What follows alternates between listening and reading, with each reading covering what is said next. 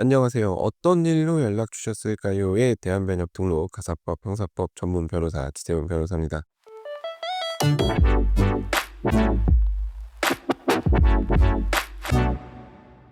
자, 오늘은 요즘 들어서 상담이 많이 들어오고 있는 환급 관련해서 한번 얘기를 해 보려고 합니다.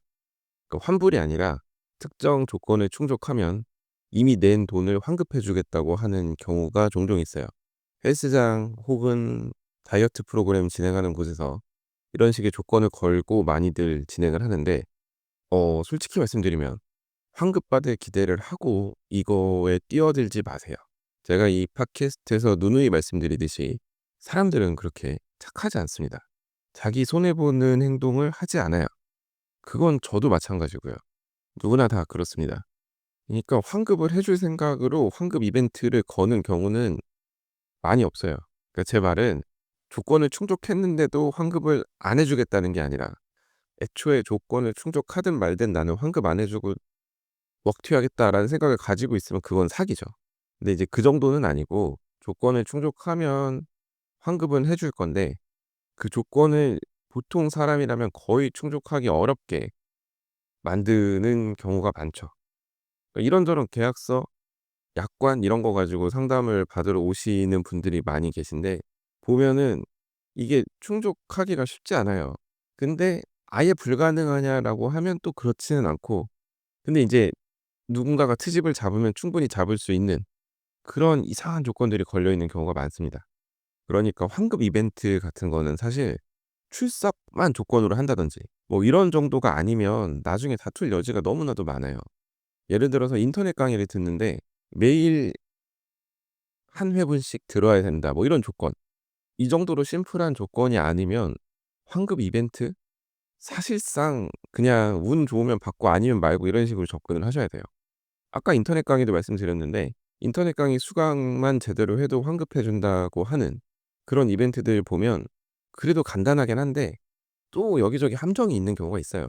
그러니까 단순히 뭐 인터넷 강의만 매일같이 듣는다고 해서 환급을 해 주는 게 아니고, 또 어느 페이지 들어가서 출석 체크 버튼을 눌러야 되고 뭐 이런 것들을 숨겨 놓거든요. 물론 얘기는 해 주지만 자칫 잘못하면 놓치기 쉬운 뭐 이런 함정을 파 놓는 거죠. 좀 치사하다는 생각도 들기도 하고, 근데 또 생각해 보면 돈 몇십 돌려받으려고 그 정도 수고는 또 해볼 법도 하고 뭐 그렇습니다.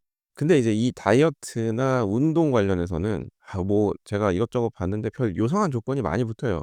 그리고 이 다이어트 운동 같은 경우는 이게 사람인지라 다들 공사가 다망하신 분들이라 정말 이거 하나 바라보는 분들이 아니라면 칼같이 지킬 수 없는 그런 조건들이 들어가기 마련입니다. 근데 인제 자세히 읽어보면 '아 이거는 진짜 받지 말라고 걸어 놓은 조건이지.'라는 생각이 드는 조항이 있다고 하더라도, 본인이 그걸 읽고 계약서에 서명한 이상 뒤늦게 다투는 거는 매우 어렵습니다. 뒤늦게 다툰다고 해도 상대방이 그 조항이 무효라는 사실에 대해서 절대 인정하지 않을 거고요. 아니 회원님도 다 잘 읽어 보신 다음에 계약서에 서명을 하셨는데 이제 와서 이러시면 어떡합니까? 뭐 이런 식으로 나오죠. "아니 근데 이거는 아무리 봐도 말이 안 되지 않아요?"라고 하면 "그건 저희는 모르겠고요. 아무튼 이 조건에 충족되지 않으시니까 저희는 환급을 해 드릴 수 없습니다." 뭐 이런 식으로 나오죠. 그럼 인제 이걸 가지고 갈 수 있는 곳은 어디냐? 소비자원? 소비자원은 많이들 말씀하시는데 강제력이 없어요. 그리고 요즘은 어지간한 PT샵, 헬스장 이런 데서 다 알고 있기 때문에 그냥 연락을 받고 대충 형식적으로만 대응을 하거나 연락조차 제대로 받지 않는 곳이 많아요. 그럼 할 수 있는 수단은 결국 뭘까요? 국세청에 탈세 제보하는 것? 네. 그거 탈세 제보하는 거는 본인한테 직접적인 도움이 되는 일도 아니고 결국 민사소송을 제기하는 것 밖에는 방법이 없는데, 민사소송을 제기할 때 "나는 거의 기망을 당해서 이 계약을 체결했고 그러니까 돈을 돌려달라."라고 얘기를 하기에는 이미 거기서 운동도 하시고 이것저것 다 이용을 하신 다음일 가능성이 높고, 그만큼은 인제 공제가 될 가능성이 높겠죠. 아니 나는 이거 전부 다 돌려받을 수 있다고 해서 계약을 체결한 건데 애초에 이렇게 불가능한 조항을 삽입해 놓은 것은 "계약 무효가 아니냐?"라고 할 수 있죠. 근데 인제 이런 주장을 하려면 일단 계약서를 쓰고 집에 돌아가서 잘 읽어 보다가 '아 이건 좀 이상하다.' 싶어 가지고 가서 따졌을 때나 할 법한 얘기지, 두 달, 세 달 잘 다녀 놓고 환급을 요구하려고 보니 특정 조건 충족이 어려워 보인다라는 이유로 전체 금액을 다 돌려달라고 하기는 좀 어렵다는 것이죠. 물론 이건 법리적으로 따져봐야 될 부분이 상당히 많겠습니다만, 법리적으로 따지기 이전에 금액 자체가 크지가 않고 결국 소액 사건으로 넘어갈 텐데 좋게 좋게 합의하라고 끝낼 가능성이 높죠. 그리고 전부를 돌려주라는 합의를 권하지 않을 거라고 생각을 해요. 왜냐면 몇 달 이용한 건 사실이니까. "아니 저는 속아서 이용을 했는데요. 만약 이런 줄 알았으면 여기 안 다녔을 겁니다."라고 주장을 해볼 수 있지만, 어차피 다른 데 가도 비슷한 가격에 다녔을 수밖에 없을 것이라면, 환급 이벤트를 해 준다는 이유로 폭리를 취한 게 아니라면 이런 주장을 쉽게 받아지기가 좀 어려울 것입니다. 더럽고 치사하다고 생각할 수 있지만 어쩔 수 없죠. 본인도 그걸 읽고 계약서를 읽었을 당시에는 '이거 나 할 수 있겠는데.' 생각해서 계약을 체결한 거니까요. 그게 진짜 처음부터 성취 불가능한 조건이었다는 점에 대해서 확실하게 입증하지 않는 한은 그런 주장을 펴기가 어려울 겁니다. 그러면 인제 소송했는데 남는 게 없어지는 거죠. 자, 이런 경우도 있어요. 진짜 이상한 조건이긴 한데 아무튼 열심히 다녀 가지고 환급 요청하기 위한 여러 가지 조건을 다 충족을 했어요.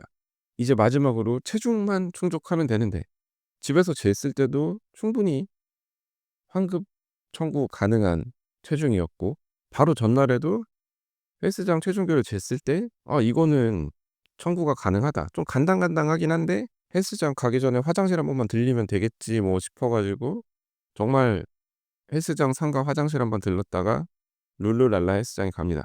그래서 이제 밝은 목소리로 "저 이제 마지막으로 몸무게 재고 환급 청구하려고요." 라고 했더니 갑자기 헬스장에서 다른 곳으로, 다른 방으로 데려갑니다. 여기서 얘기를 하자면, 그래서 체중계를 다른 걸 줘요. 평소에 인바디 재고 막 이랬던 게 아니라 그냥 집에 있는 체중계 같은 걸 주고 "여기 한번 올라가 보라."고 해요. 근데 어 몇백 그램 넘어요. '아 이건 아닌데.' 싶습니다. 안타까운 목소리로 "죄송하지만 조건이 충족이 안 돼서 환급은 못 해 드리겠네요."라고 얘기를 하죠.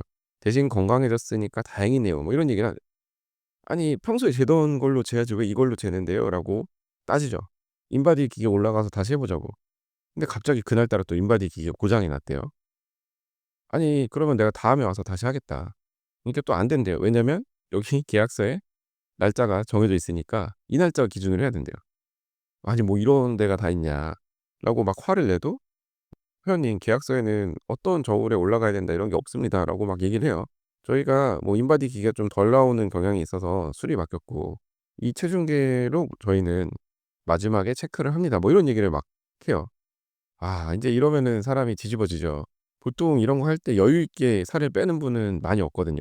막 100 그램 이렇게 넘었다고 "안 된다." 그러는 거예요.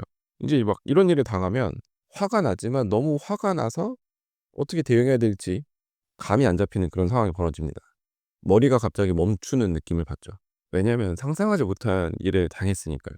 '아 이거는 내가 인정 못 한다. 내가 저기 가서 저울 사 오겠다. 그걸로 다시 하자.' 막 이렇게 얘기를 하면 "회원님 뭐 시중에 나온 저울은 오차가 좀 있지 않습니까? 근데 저희 이 저울로 하셔야 된다."고 막 말려요. 그리고 어차피 사 오셔도 저희는 인정 못 합니다. 이게 미치고 팔짝 뛸 노릇이죠. 아니 수산시장도 아니고 헬스장에서 저울치기를 당하면 사람이 뭐 어떻게 해볼 생각조차 들지 않아요. 근데 진짜 이런 극단적인 일을 당하실 수도 있어요. 돈을 돌려주지 않으려고 마음먹으면, 그리고 얼굴에 철판만 깔면 생각할 수 있는 별의별 방법이 많습니다. 지금 제가 말씀드린 건 정말 한 가지 예시에 불과하고, 제가 이거를 다 밝히면 너무 특정이 되니까 말씀 못 드리지만 아무튼 돈을 잘 안 돌려줘요. 깔끔하게 돈 돌려주는 분들은 물론 저한테 안 오시겠죠. 저는 인제 안 좋게 얘기가 흘러가서 저한테 상담받으러 오시는 분들의 얘기를 지금 하는 거니까. 그러니까 깔끔하게 환급을 해 주시는 분들도 있을 거라고 생각을 합니다. 근데 또 인제 그 환급 이벤트의 이면을 들여다보면 초상권 사용이라든지 뭐 여러 가지 또 다른 문제가 있긴 한데, 제가 이거를 다 일일이 짚으면 괜히 누군가의 영업을 방해한다는 소리를 들을 것 같아서 다 말씀을 못 드리겠지만, 아무튼 주의하시라는 말씀은 드릴게요. 환급 이벤트를 기대하고 무언가에 등록하지 마세요, 어지간하면. 그러니까 나는 이 돈을 돌려받을 생각으로 몇 달 뒤에 맡겨 놓은 돈을 찾겠다는 생각으로 계약을 하지 마세요. 그냥 돈을 쓰는 거고 이게 어떻게 잘 흘러가서 조건 충족이 되면 돈을 받는 거고 최악의 경우에는 돈을 못 받을 수도 있다. 내가 시키는 대로 잘했는데 돈 안 돌려준다고 뭐라고 하면 괜히 거기에 에너지 쓰지 마시고 다음부터 거기 안 가시면 되니까요. 그냥 바로 돌아 나오시면 됩니다. 근데 이제 사람인지라 그게 또 쉽게 안 되죠. 아무리 생각해도 너무 화가 난다. 나 이렇게 속은 게 너무나도 억울하다 싶으시면 상담 요청을 주십시오. 근데 이제 제가 상담을 드려도 결국 저쪽이 버팅기면 할 수 있는 건 소송밖에 없다라는 답을 드릴 겁니다. 근데 이제 소송에 간다고 해도 아까 말씀드린 것처럼 이런저런 게 공제될 가능성이 높고 그러니까 실제 소송까지 가도 돈을 돌려받기가 쉽지 않을 것이다라는 생각을 하셔야 돼요. 땅 파서 장사하는 게 아니다라는 말이 있잖아요. 환급을 그렇게 쉽게 해주면 거기가 유지가 안 되겠죠. 그 생각을 한번 해보시면 좋겠습니다. 자, 오늘 제가 준비한 얘기는 여기까지이고요. 오늘도 끝까지 들어주셔서 감사합니다. 자, 다음 에피소드에서는 더 흥미롭고 유익하고 현실적인 그런 법률 이야기로 찾아뵙도록 하겠습니다. 이상 대한변협 등록 가사법 형사법 전문 변호사 지태훈 변호사였습니다. 감사합니다.